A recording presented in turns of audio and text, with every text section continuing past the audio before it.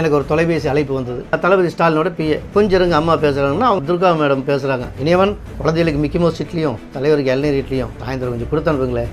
அம்மா சரிம்மா கொடுத்து அனுப்புகிறோம்மா.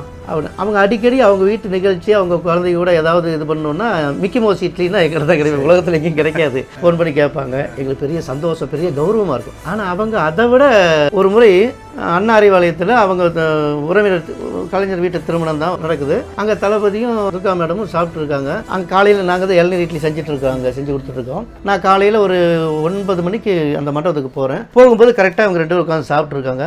சாப்பிட்றது பார்த்தோன்னா நான் ஓடி போய் சூடாக 4 இட்லி பிளேட் எடுத்து வந்து ஒரு இட்லி வைக்கிட்டோம். போதும் சாப்பிட்டு நல்லா இருந்தது அப்படின்னாங்க. என்ன திரும்பி அவங்க மேலே பார்க்கல. நேற்றுக்கு மிக்கி மவுஸ் இட்லி அப்படிமா முந்தானத்துக்கு மிக்கி மவுஸ் இட்லி ரொம்ப நல்லா இருந்தது. நீவன் மிச்சம் இருந்தது அப்படியே ஃப்ரிட்ஜில் வச்சு மறுநாள் சூடு பண்ணி சாப்பிட்டேன்.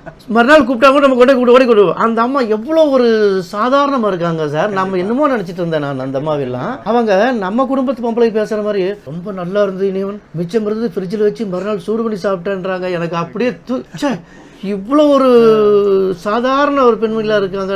அவ்வளோ இதாக அந்த இட்லியை பற்றி சொல்லும்போது அவ்வளோ சொன்னாங்க. அதெல்லாம் எங்களுக்கு அந்த மாதிரி நிறைய பேருக்கு அதே மாதிரி தான் நிறைய ஆக்டர்ஸ் வீட்டு கல்யாணம். சத்யராஜ் சார் பையன் கல்யாணத்துக்கு கோயம்புத்தூர்ல தான் சமையல்காரர் வந்து செஞ்சாங்க. இட்லி மட்டும் நாங்கள் போய் அங்கே போய் பிரமாணம் செஞ்சோம். மணிவண்ணன் பொண்ணு கல்யாணத்துக்கு வந்து செஞ்சு கொடுத்து. பிரசன்னா சினேகா பிரம்மாண்டமாக நடந்த கல்யாணம். அந்த கல்யாணத்தில் நாங்கள் தான் போய் இட்லி பண்ணி கொடுத்து. இப்போ நிறையா இப்போ என்னன்னா நாங்கள் தான் செய்கிறோம்னு தெரியாது சார் நிறையா பேருக்கு. ஏன் அப்படின்னா நீங்கள் உங்கள் வீட்டு கல்யாணம் ஒரு கேட்டரஸை கூப்பிட்டு எனக்கு மெனு இது வேணும், எனக்கு இந்த இட்லி வேணும், இந்த இட்லி வேணும், நான் இப்போ சொன்ன வகையில் ஏதாவது இட்லி வேணும்னு சொல்லிட்டாங்கன்னா அவங்க உடனே மெனு எழுதிக்குவாங்க. எழுதிட்டு எனக்கு ஃபோன் பண்ணுவாங்க. இனியவன் ராஜா முத்தையால காலையில் இளநீர் இட்லி, சாயந்தரம் பீஸா இட்லி போட்டுங்க இனியவன். நாங்கள் அந்த மண்டபத்துக்கு போய் செய்யும்போது தான் யார் வீட்டு கல்யாணம்னு தெரியும். கேட்டர்ஸும் எங்ககிட்ட கொடுத்துருவாங்க. நாங்கள் போய் செஞ்சு கொடுத்தோம். ஏன்னா நாங்கள் இட்லி தவிர எதுவுமே செய்ய மாட்டோம். சட்னி சாம்பார் எதையுமே செய்ய மாட்டோம். அதுக்கெல்லாம் ஒரு சமையல்காரர் தான் தேவை. அவங்க எல்லாம் செஞ்சுருவாங்க. இட்லி மட்டும் நாங்கள் போய். எனக்கு ஒரு தொலைபேசி அழைப்பு வந்தது. தளபதி ஸ்டாலினோட பிஏ. கொஞ்சம் இருங்க அம்மா பேசுகிறாங்கன்னா அவங்க துர்கா மேடம் பேசுகிறாங்க. இனியவன் குழந்தைகளுக்கு மிக்கி மவுஸ் இட்லியும் தலைவருக்கு இளநீர் இட்லியும் சாயந்தரம் கொஞ்சம் கொடுத்து அனுப்புங்களேன். அம்மா சரிம்மா கொடுத்து அனுப்புகிறோம்மா.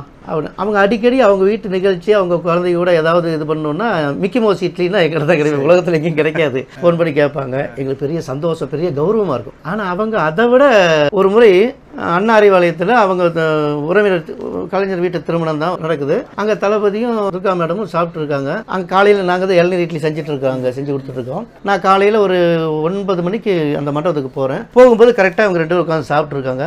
சாப்பிட்றது பார்த்தோன்னா நான் ஓடி போய் சூடாக 4 இட்லி பிளேட் எடுத்து வந்து ஒரு இட்லி வைக்கிட்டோம். போதும் சாப்பிட்டு நல்லா இருந்தது அப்படின்னாங்க. என்ன திரும்பி அவங்க மேலே பார்க்கல.